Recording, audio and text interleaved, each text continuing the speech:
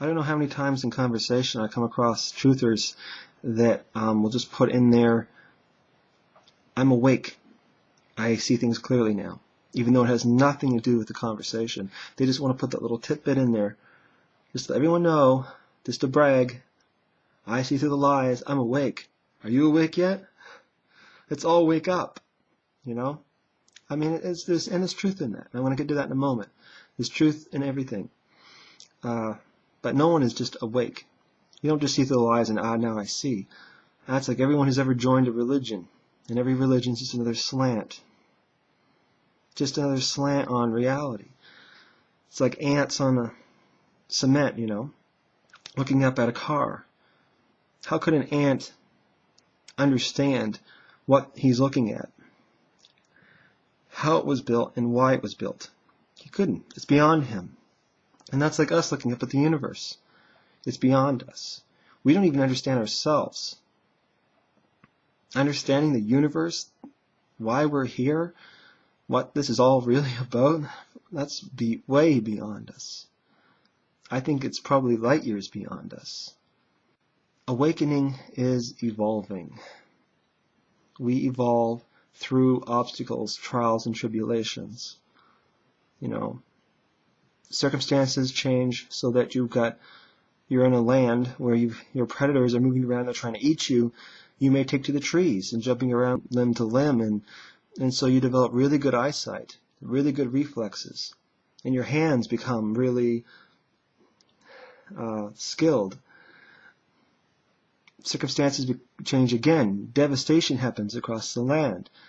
You're forced to be very intelligent, very innovative. These large predators that once were, of course I'm referring to the dinosaurs, and now we can walk the land and we can continue to evolve.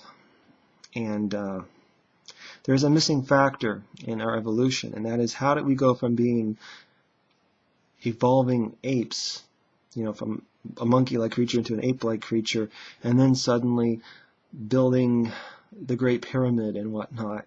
There's something really huge missing in our ancient history.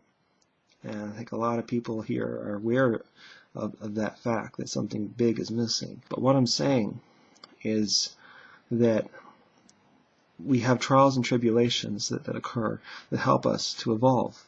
Without the problems, we would never get anywhere. It's like people who don't have a job and don't have responsibilities and don't have a mission or a task or a project to work on, and they just lay around the house. Their mind melts, They start to de-evolve because they're not doing anything.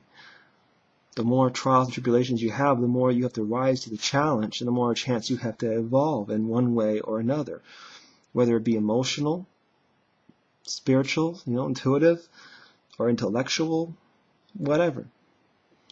Your social skills can be developed, your individual strength can be called into action,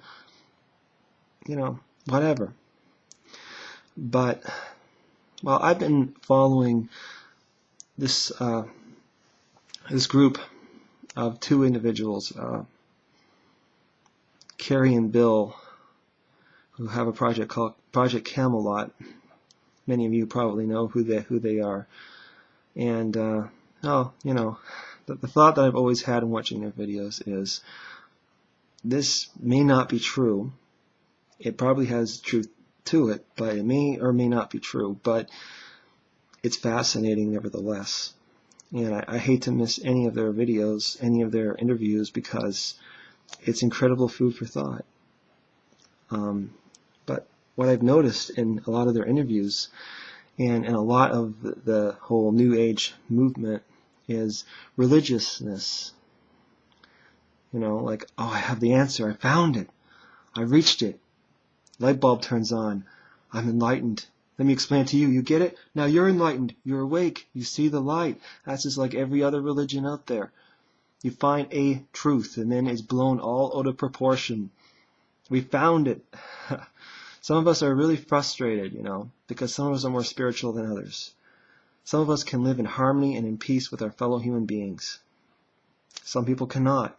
Some people can in some ways, but in other ways they've got issues they need to work on.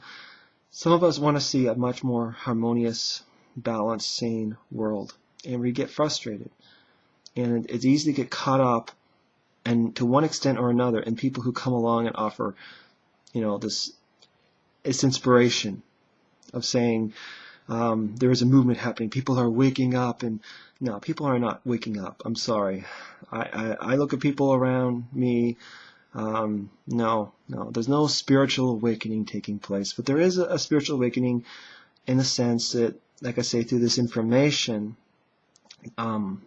online, people are waking up, to an extent.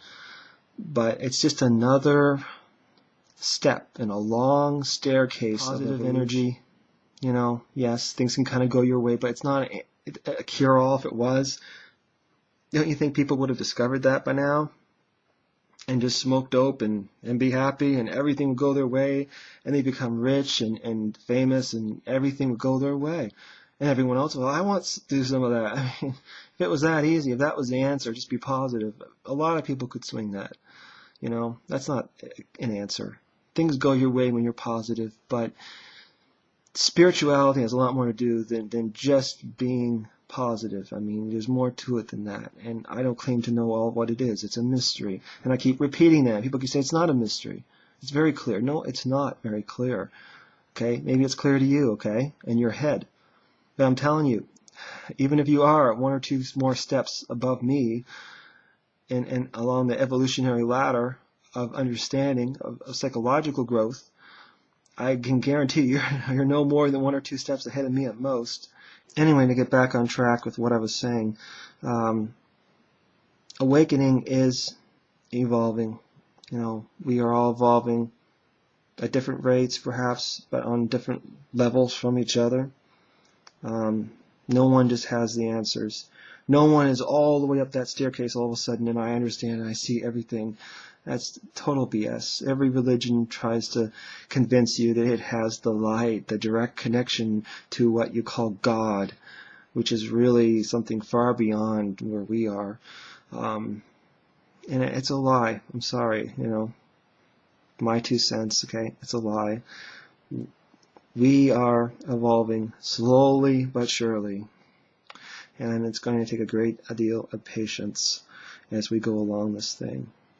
The idea of, for those of you who watched my last video, of major organizations, powerful groups, empires around the world, thinking that they could lead this world to a better place, somehow, I don't think so. I don't know of any groups of people coming together and doing something good. I can't think of one example of that ever happening. I know of communities making things work. Okay. I know of individuals who've done good, but I do not know any large, powerful organizations that get together and do good. That never happens. And whatever they're planning exactly, I really don't think it's going to work. I think it's going to be a disaster. And if they were to make it work, that is to say that they were to establish what they want to establish, it would be a disaster, absolute disaster, because guess what?